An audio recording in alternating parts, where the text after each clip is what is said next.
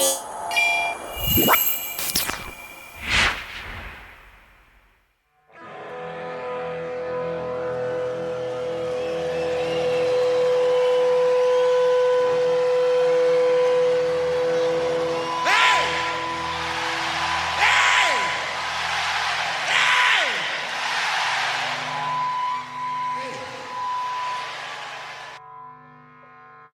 everybody, welcome back to Foos Files, the podcast for fans of the Foo Fighters.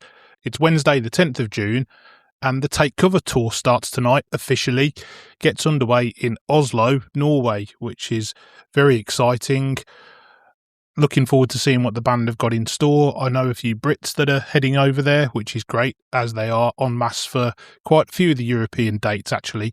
So in terms of the timeline this week, we've got Oslo tonight, Stockholm, Sweden on Friday, Warsaw, the Polish capital, on Monday, and then on to the Allianz Arena in Munich next Wednesday. So it's all ramping up.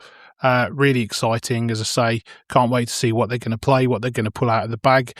And to anyone who is going, have a great time. And don't forget, we always want to hear about your concert experience. So I'm going to say this a lot throughout the episode about getting in touch, but foosfilespod@gmail.com or @foosfilespod on Instagram.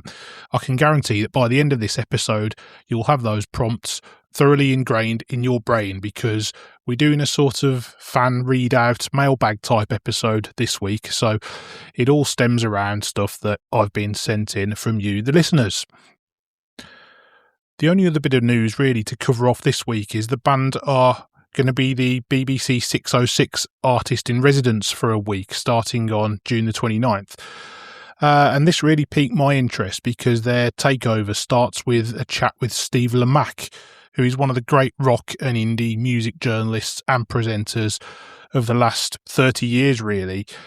I grew up listening to his show, The Evening Session, when he was on BBC Radio 1, and he was responsible for giving first plays to a lot of bands that I went on to really like.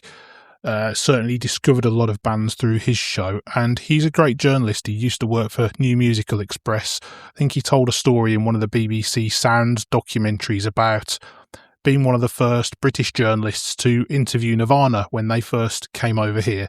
And I remember an amusing story about going into Nirvana's hotel room. Kurt and Chris were sprawled out on the bed doing the interview.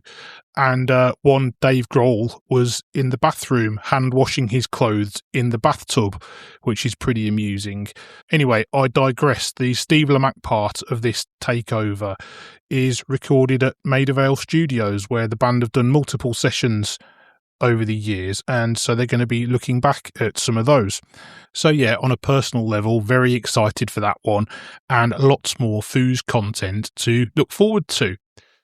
Now, because we are in a bit of a holding position as such, waiting for the tour to start and be able to react to all the activity around that, what I've decided to do this week is dip into the Foos Files mailbag a little bit, because I have had a few listener emails in that I've had sitting around for a while, really, that I just haven't got round to slotting into an episode for whatever reason.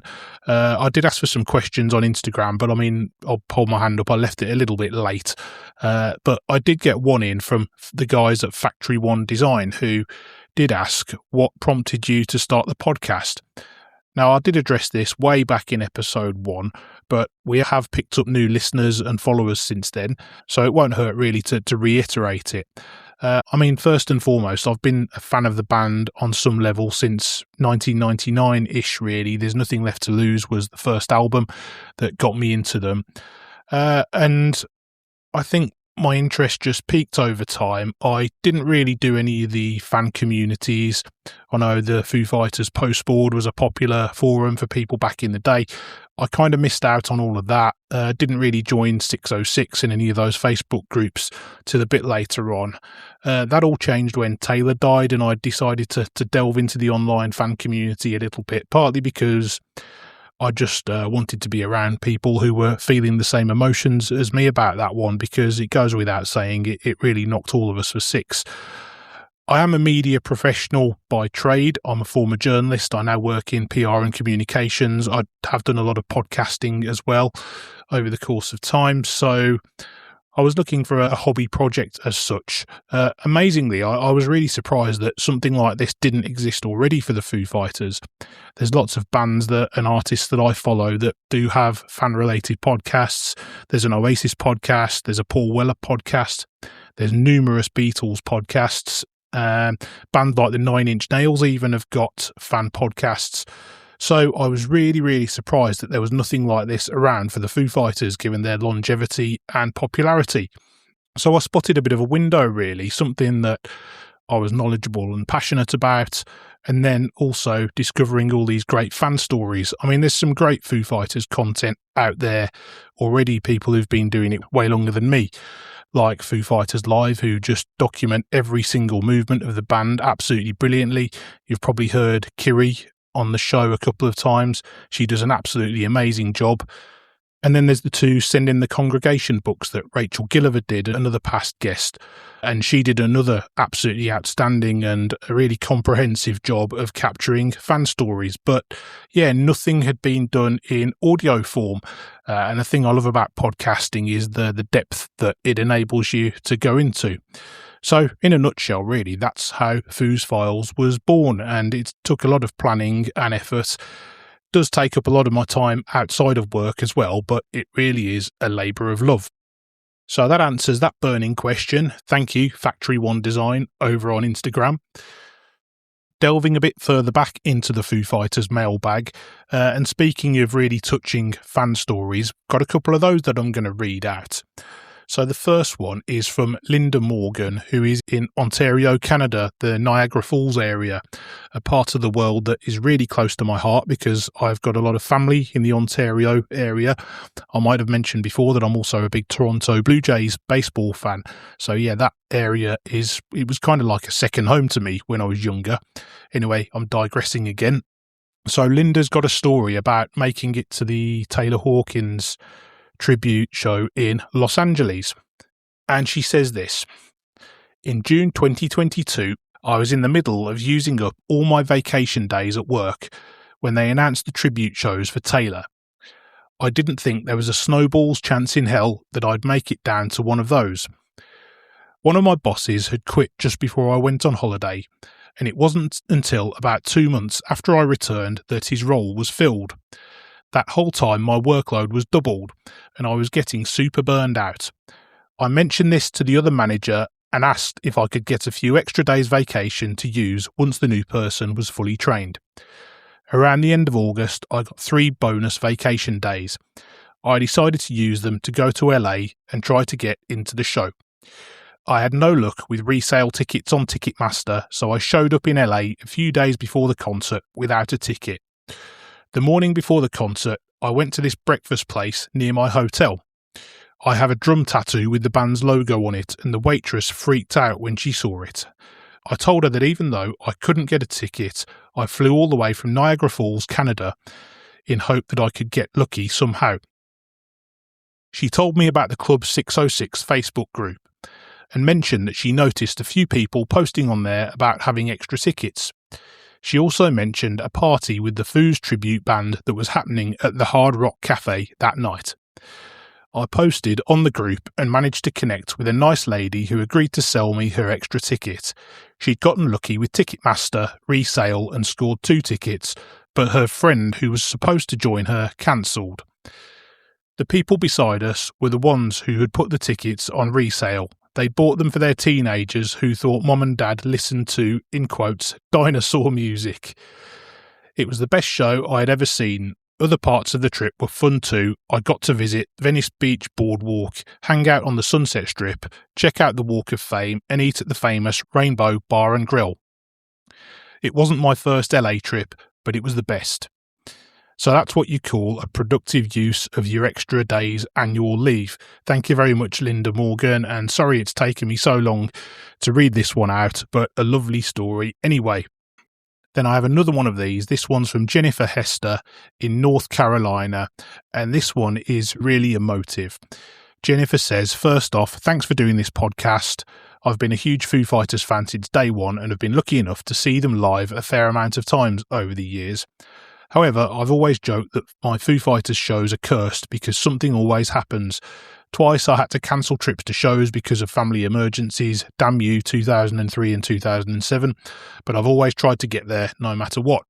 In May 2024, my husband, brackets we live in North Carolina, and I took a road trip to see the band in Raleigh, North Carolina on the 7th of May, and we were supposed to see them again in Charlotte on May the 9th. We'd just gotten home on the 8th when a terrible storm and tornado hit our area. 3 trees fell in our yard, destroying much of our property, part of our house, and crushing both of our cars. It was chaos. No power, emergency calls to insurance companies, etc.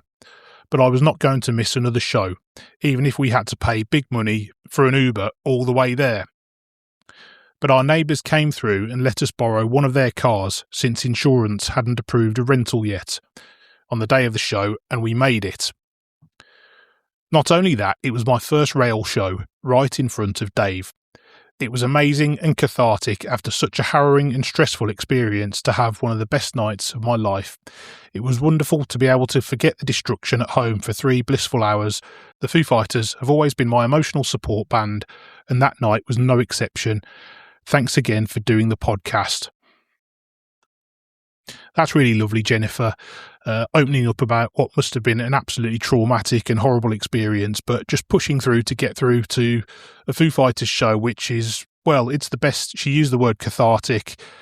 It is the best medicine, isn't it? Live music in general, but especially a Foo Fighters show. And thanks again for your kind words about the podcast. Without sounding like a broken record, I do love these stories, so if you want to share one, either by writing an email or sending a voice note even, foosfilespod@gmail.com or @foosfilespod on Instagram. So that's a little venture into the Foos Files mailbag for this week. One other thing I wanted to kind of trailer really that we're going to start in a couple of weeks' time once the tour's underway is the Foo Fighters A-Z. So what I'm going to do is, over the course of time, pretty much go through every song in the catalogue, every official released song, that is. So I know there'll be some unreleased demos and rarities and bits and pieces that people will probably go, you've missed this one out. But for the time being, just planning to stick to official releases. So we're going to go all the way from A320 to Your Favourite Toy, I think, in the chronology of the A to Z. That's how it runs. Picking apart the song, talking about lyrics, music, recording, any notable live performances, some in more depth than others because, I mean, to be honest, the likes of Everlong and My Hero and Monkey Wrench and Learn to Fly, is there really any more you can say about those? I don't know, but it'll be great fun doing some analysis, particularly of those that don't get a lot of airtime.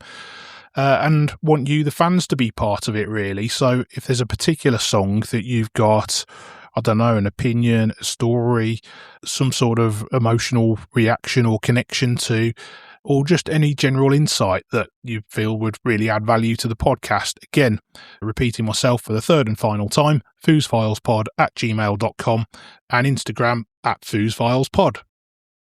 So that's it for this short but sweet episode. Promise I will be back next week with an interview episode so you don't get sick of the sound of my voice. And yeah, if you are going to any of the European shows over the next week or so, please do get in touch. And more importantly, have the best time. Thanks for listening to Foos Files. Take care, and I'll see you next time.